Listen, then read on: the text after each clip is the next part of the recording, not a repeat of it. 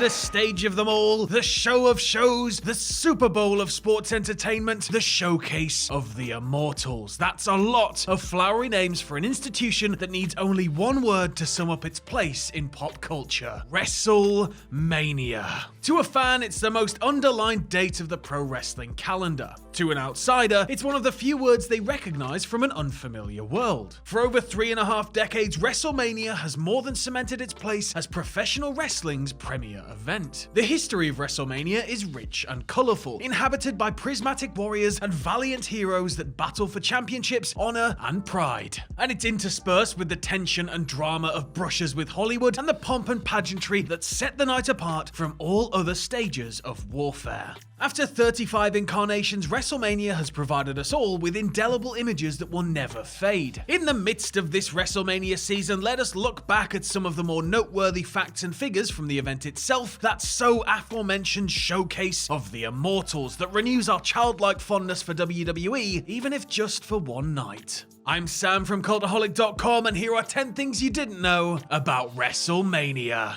Join us. Number 10, a nebulous name.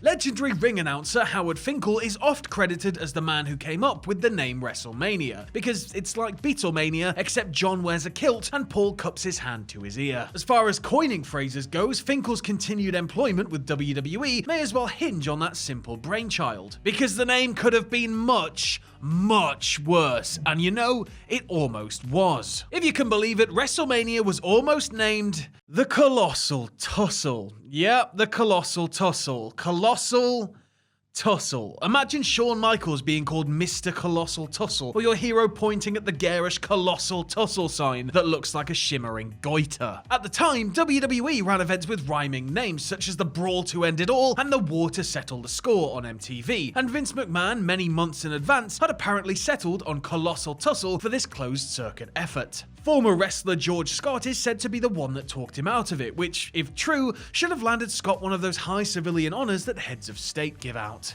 Number 9, at any given time.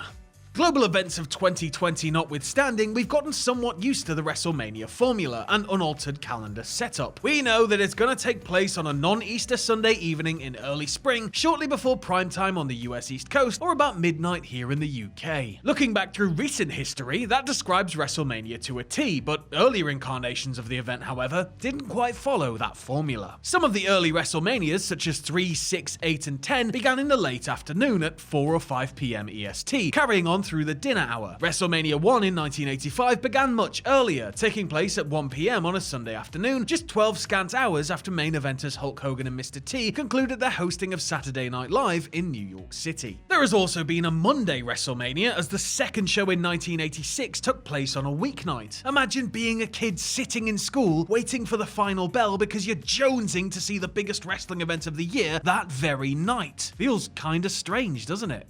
Number 8, high achievement. We'll never forget that fateful night on April 6, 2014, when Brock Lesnar managed the unthinkable. With one final bone-rattling F5, he defeated The Undertaker, halting the WrestleMania win streak of the Dead Man at 21. Though the streak is no more, 21 wins at WrestleMania will likely never be equaled by another wrestler, let alone consecutively. So, with that in mind, who presently has the most WrestleMania victories without enduring a single loss? Well, if you don't include pre-show matches, the answer may surprise you. With a respectable record of 4 main show victories against 0 defeats, the honor goes to Rob Van Dam. He defeated William Regal for the Intercontinental belt at 18, retaining Raw's tag team belts with Booker T in a 4-way match at 20, won the Money in the Bank ladder match at 22, and teamed with his fellow ECW originals in a victory over the New Breed at 23. We're keen to ignore that pesky pre-show loss at 19. The 3-0 club is a bit more eclectic though, consisting of the Legion of Doom, Demolition Axe, and Sable, quite a quartet.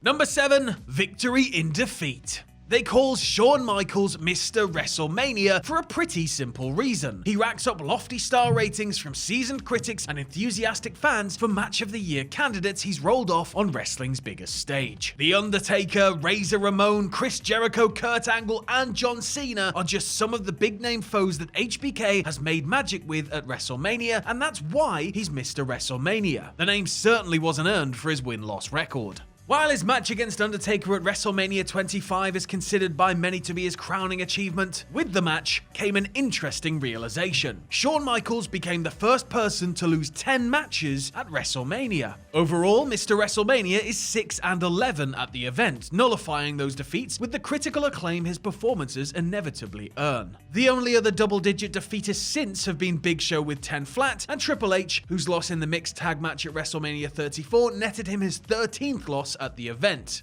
And they say the click doesn't do jobs. Number 6. A winner is them. When Undertaker took in his 10th WrestleMania win in 2002 with a silent acknowledgement, us mere mortals weren't too surprised. After all, he's The Undertaker, an immortal that's forever in the conversation for pro wrestling's ultimate final boss. We may have been a little more surprised once his collection of Mania victories reached 20 in 2012, but what compounded that impressive feat is the fact that at that point, nobody else had even reached double digits yet. As it stands right now, only 2 other wrestlers have joined Undertaker in having 10 or more wins at WrestleMania, and each has exactly 10. One is John Cena, who sits at 10-4 overall, notching his most recent victory in a mixed tag match at WrestleMania 33, and 2 years later at WrestleMania 35, Triple H reached 10 wins, after he defeated Batista in a nose ring pulling contest. I suppose that does take the sting out of the 13 losses though. The closest wrestlers to 10 wins are Hulk Hogan, Bret Hart, and Kane, each sitting at 8 WrestleMania victories apiece. Number 5. The Hat Trick. One of the greatest endings to any WrestleMania occurred in 2014, where crowd hero Daniel Bryan beat the system, both as a character and as the choice of the insistent people. He won a 2-match parlay, defeating Triple H in the evening's opening bout to qualify for the main event, where he won the WWE Championship after defeating Randy Orton and Batista in a triple threat match. The win was a memorable one and also helped Bryan make history in another sense. With his Intercontinental title ladder match victory the following year, Daniel Bryan became the first and so far only man to win a world title match, an IC title match, and a tag team title match, each on WrestleMania's main card. The tag title win occurred at 29 when he and Kane successfully defended their belts against Dolph Ziggler and Big E. So over 3 consecutive Manias, Bryan pulled off a unique triple crown of sorts. Technically though, The Miz kinda sorta did it first, but his IC title win came over Wade Barrett on 29's pre-show, so it doesn't really count, sorry Miz. Number 4. The action never stops.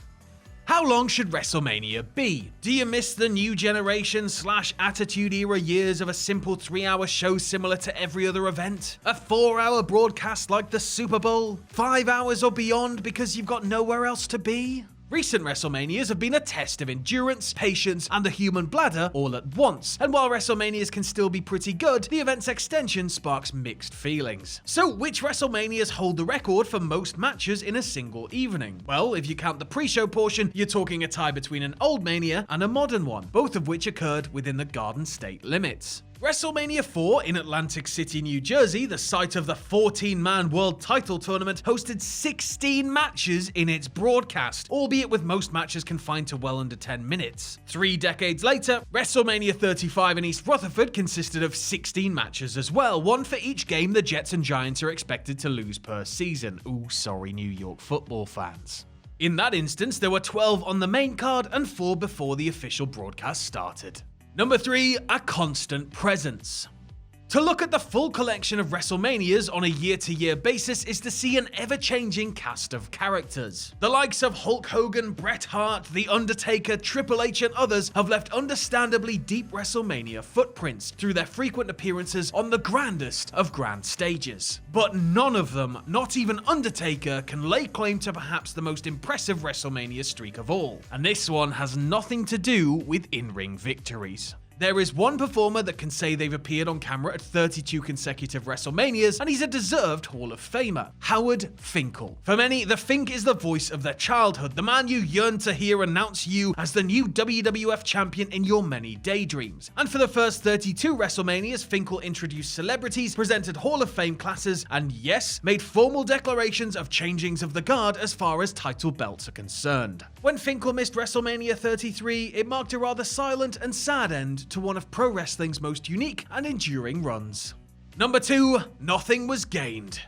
There's one thing you can almost always set your watch to at WrestleMania: title changes. Part of what makes WrestleMania so memorable is when some babyface achieves a golden milestone, when the empire of a long-reigning villain finally crumbles on that glorious Sunday, or Monday we see you Dream Team. When you're reflecting on the latest WrestleMania in the aftermath, you're updating your brain by taking stock of all the title changes, except of course for just 1 year. Out of 35 WrestleManias, there has been only one in which no titles changed hands whatsoever, the oft-maligned 27th incarnation in 2011. In all, the evening played host to 3 title bouts, 2 for the World Championships. In the opener, a near-retirement Edge retained the World Heavyweight title over Alberto Del Rio, while WWE champ The Miz defeated John Cena in the finale. In the night's dark match, Sheamus and Daniel Bryan fought to a no contest in a US title lumberjack match that proved far less memorable than their sequel the following year, but good news, at least there was a title change, so why are you scowling?